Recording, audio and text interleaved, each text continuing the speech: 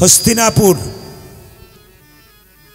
যেটাকে বলা হয় দিল্লি, ভগবান শ্রীকৃষ্ণ বসে আছেন, সামনে পঞ্চপাণ্ডব। মন দিয়ে শুনবেন।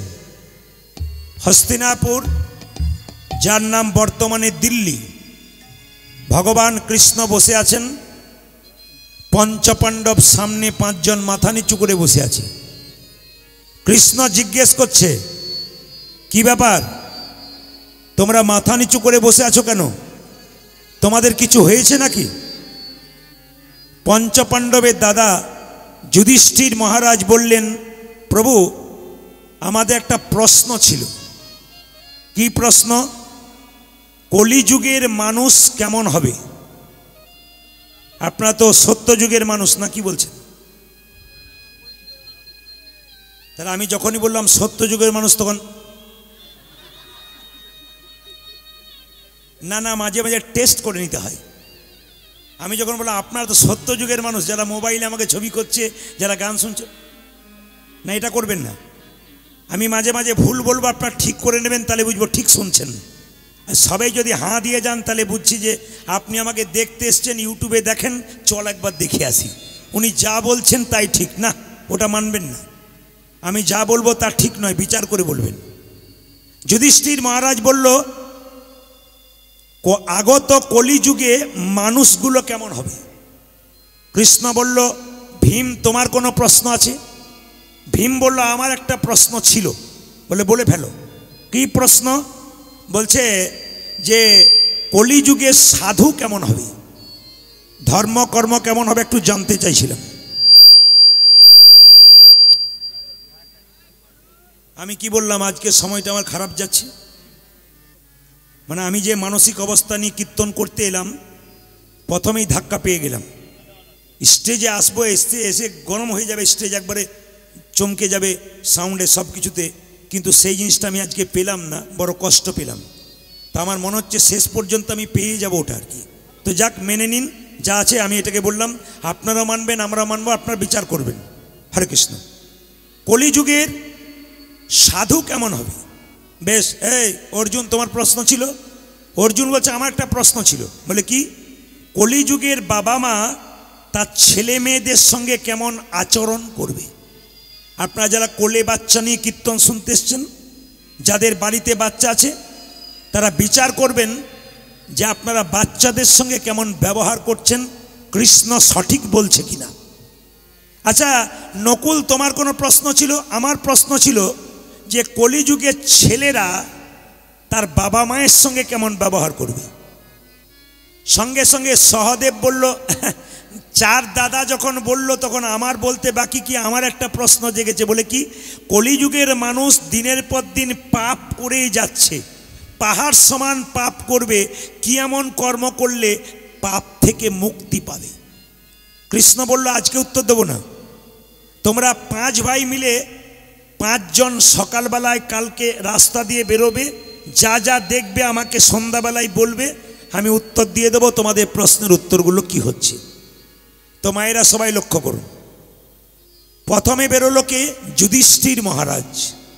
উনি একদিকে, ভীম একদিকে, অর্জুন একদিকে, নকুল একদিকে, সহদেব একদিকে। যুধিষ্ঠির মহারাজ গাইতে গাইতে যাচ্ছে। কিভাবে যাচ্ছে? কৃষ্ণ কেশব নাম নিয়ে যাচ্ছে। কৃষ্ণ কেশব কৃষ্ণ কেশব কৃষ্ণ কেশব তাই নাম, রাম রাঘব রাম রাঘব রাম রাঘব রক্ষম। হরে কৃষ্ণ কৃষ্ণ কৃষ্ণ হরে হরে, হরে রাম রাম রাম হরে হরে। কৃষ্ণ কেশব কৃষ্ণ কেশব তাই নাম, রাম রাঘব রাম রাঘব রাম রাঘব রক্ষম। হরে হরে কৃষ্ণ কৃষ্ণ কৃষ্ণ হরে হরে, হরে রাম রাম রাম হরে হরে। কৃষ্ণ কেশব কৃষ্ণ কেশব তাহি নাম, রাম রাঘব রাম রাঘব রক্ষম। হরি বল। হরে কৃষ্ণ কৃষ্ণ কৃষ্ণ হরে হরে, হরে রাম রাম রাম হরে হরে। কৃষ্ণ কেশব কৃষ্ণ কেশব তাহি নাম, রাম রাঘব রাম রাঘব কৃষ্ণ রক্ষম। হে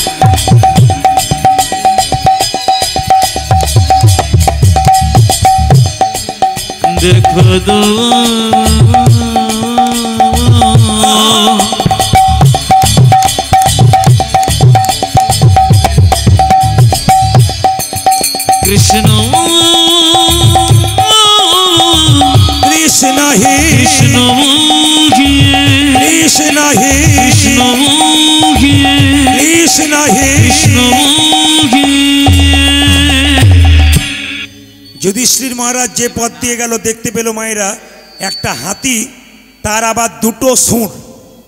মায়েরা হাতি দেখেছেন তো? জোরে বলবেন। হাতির কটা সুঁড়? একটা। কিন্তু দেখতে পেল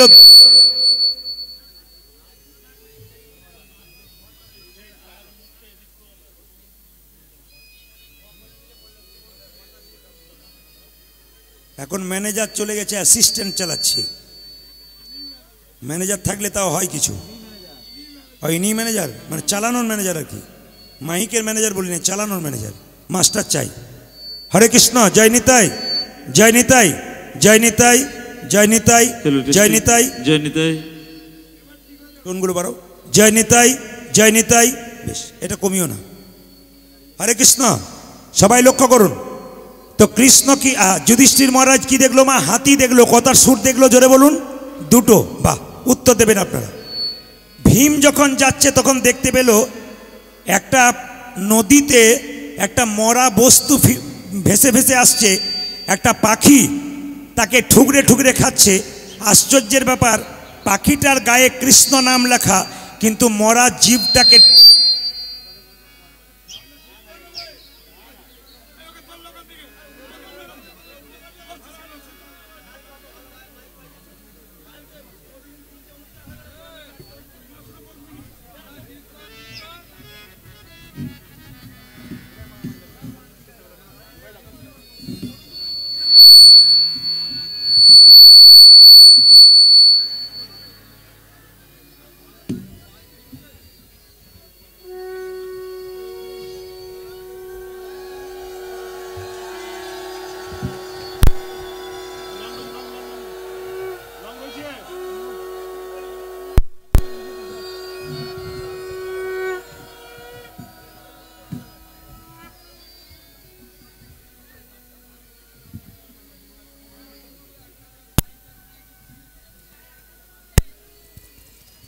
জয় নিতাই, জয় নিতাই।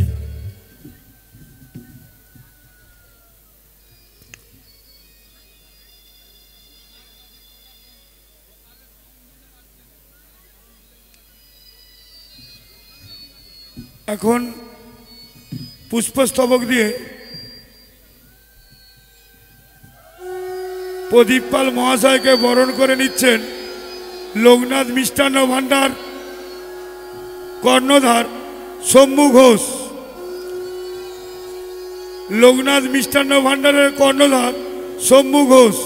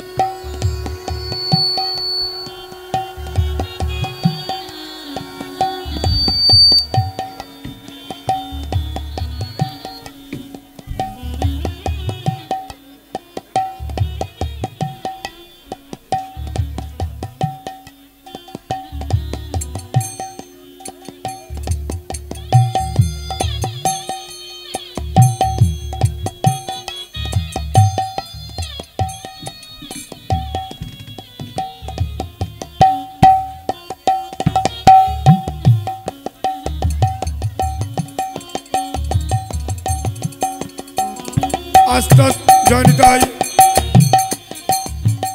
জয় নিতাই। সব ঠিক হয়ে যাবে, আস্তে আস্তে সব ঠিক হয়ে যাবে। শেষ ভালো তো সব ভালো। মাইকম্যান আমাদের খুবই ভালো, আগামীকালও খুব ভালো বেজেছে। আস্তে আস্তে সব ঠিক হয়ে যাবে। জয় নিতাই। এখন পুষ্পস্তবক দিচ্ছেন লোকনাথ মিষ্টান্ন ভাণ্ডারের শম্ভু ঘোষ।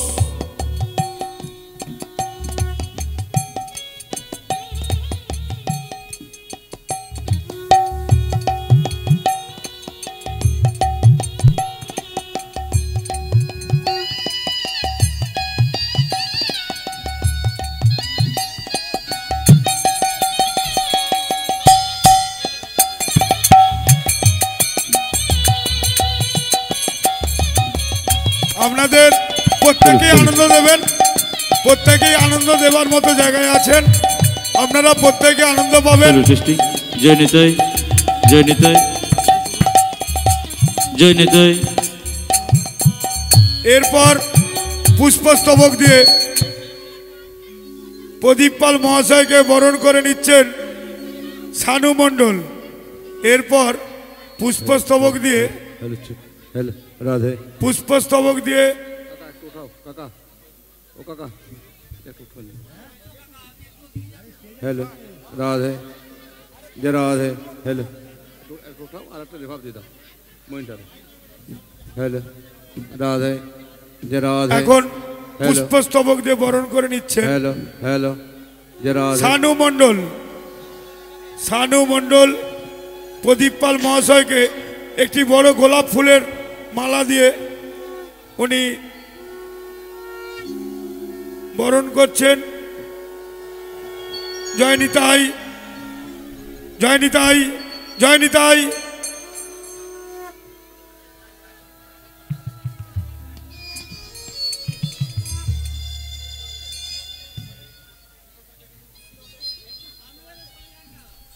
জয় নিতাই, জয় নিতাই। ও টোনটা বাড়া একটু, মনিটর বাড়া, মনিটর। জয় নিতাই, জয় নিতাই, জয় নিতাই, জয় নিতাই, জয় নিতাই। ওকে, মনিটর বাড়া। জয় নিতাই, জয় নিতাই, জয় নিতাই। টোন বাড়াবে যত পারবে। জয় নিতাই, জয় নিতাই। রিভাবটা দাও একটু। জয় নিতাই, জয় নিতাই, জয় নিতাই, জয় নিতাই। একটু রিভাব কম হালকা। জয় নিতাই, হল্ট হচ্ছে। জয় নিতাই, জয় নিতাই, জয় নিতাই, হল্ট হচ্ছে। জয় নিতাই, জয় নিতাই। একবার জোরে উলুধ্বনি দিন। নিতাই গৌর হরি হরি বল। আস্তে আস্তে। ভীম যখন গেল, আস্তে শব্দ না করে মন দিয়ে শ্রবণ করুন। ভীম যখন গেল তখন দেখতে পেল কি মা, একটা মরা জন্তু নদীতে ভেসে ভেসে আসছে। একটা পাখি সেই জন্তুটাকে ঠুকরে ঠুকরে খাচ্ছে, তার শরীরে কৃষ্ণ নাম লেখা। বেশ, তা দেখলাম। অর্জুন দেখতে পেল রাস্তা দিয়ে যেতে যেতে একটা গাভী একটা বাচ্চা প্রসব করলো। বাচ্চাটা প্রসব করে বাচ্চার গাটা চাটতে চাটতে গাভী বাচ্চাটাকে মেরেই ফেললো। মানে বাচ্চার গাটা চাটতে চাটতে এত জোরে চাটতে শুরু করলো, চামড়া ছেড়ে রক্ত বেরোতে লাগলো। এক সময় বাচ্চা বাছুরটা মরে গেল। চমকে গেল। গাভী তো তার বাচ্চাকে আদর করে, কিন্তু আদর করতে করতে মেরে ফেলে, এ কেমন ব্যাপার। নকুল গিয়ে দেখলো 3টে গর্ত, 1 2 3।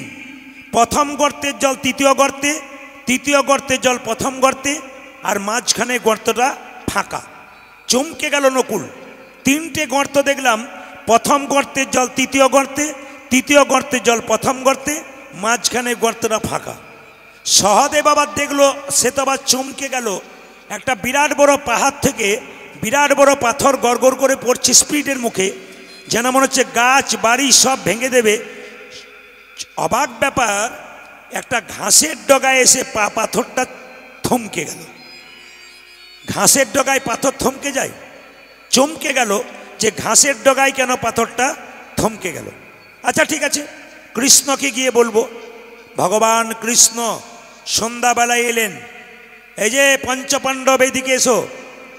যুধিষ্ঠির তুমি কি দেখলে? ও মায়েরা, যুধিষ্ঠির তুমি কি দেখলে?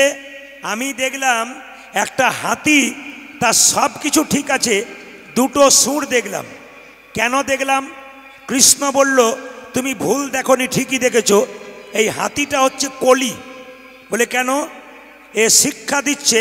তোমার প্রশ্ন ছিল কলিযুগের মানুষ কেমন হবে। হাতির সুর 2টো দেখে তুমি জেনে নাও কলিযুগের মানুষের 2টো করে মুখ হবে। আমরা তো কলিযুগের মানুষ না, কি বলছেন জোরে বলুন।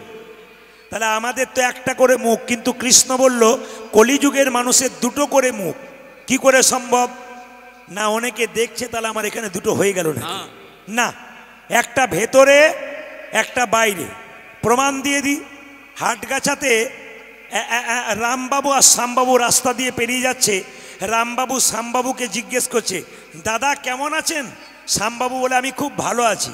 রামবাবু বলছে আপনার মতো মানুষই হয় না, আপনি খুব মহান মানুষ। যখন শ্যামবাবু